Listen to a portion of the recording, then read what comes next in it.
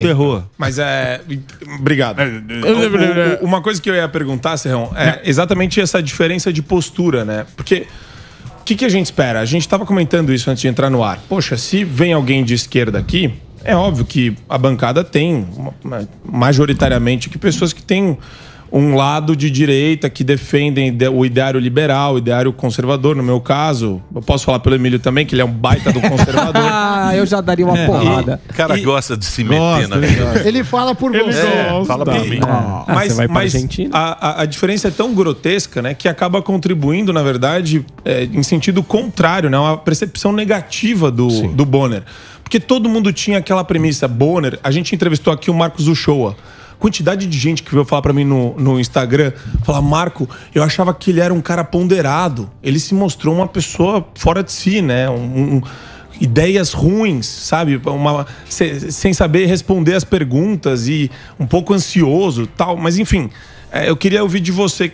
Acho que isso tá ajudando a descredibilizar ainda mais o Jornal Nacional, que era um jornal respeitado pelo povo brasileiro, né? Era uma espécie de parâmetro de excelência, de qualidade. Sabe qual é o problema real do jornalismo? Pouco estudo. Eu tive a sorte de ter estudado. O Teu Sam está perguntando da origem, né?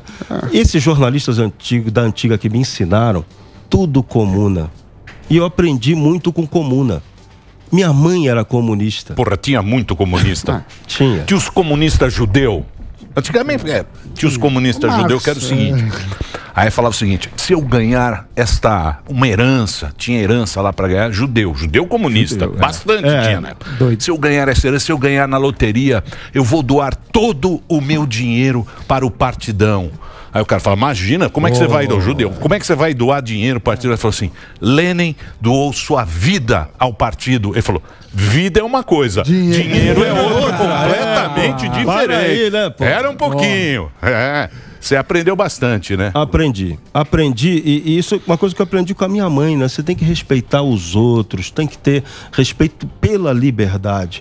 A minha mãe era comunista engraçada, comunista que detestava a União Soviética. Então eu aprendi a não gostar da União Soviética desde cedo, pude ler todo aquele aparato comum e depois fui ler coisas importantes e cheguei à conclusão que aquilo não presta. E aconteceu até comigo na vida, tem uns 10 ou 15 anos atrás, um grande amigo meu, jornalista Pedro Porfírio, um cara de esquerda convicta, disse para mim, até brincando, né, porque eu tinha trabalhado na tribuna da imprensa, e lá eu trabalhava, a minha mesa ficava atrás da minha mesa, tinha um retrato gigante do Carlos Lacerda.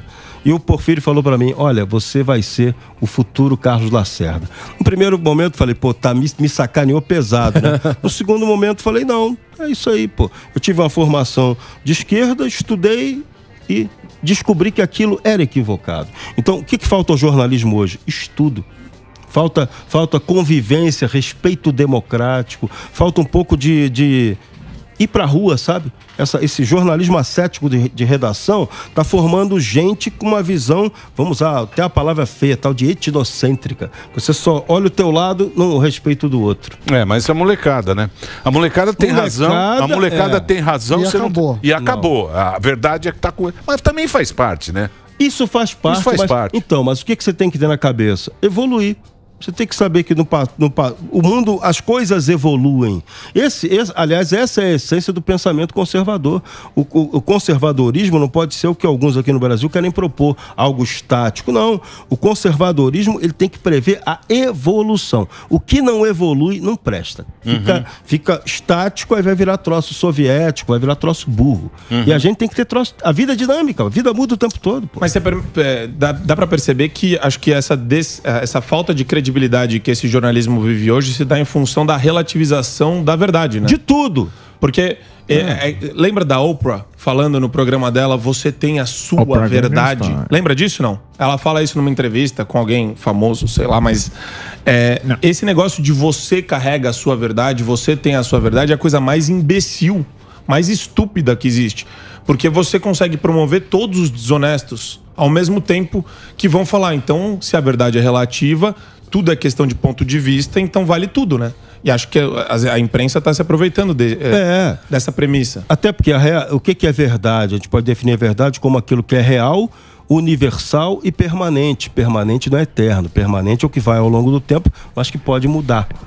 Então, essa relativização que é feita da verdade é uma canalice total, é uma adequação ao seu interesse com uma finalidade específica que só você que está proclamando essa verdade sabe qual é. Canalice, em essência canalice. Você falou que tinha liberdade para fazer as reportagens mais doidas e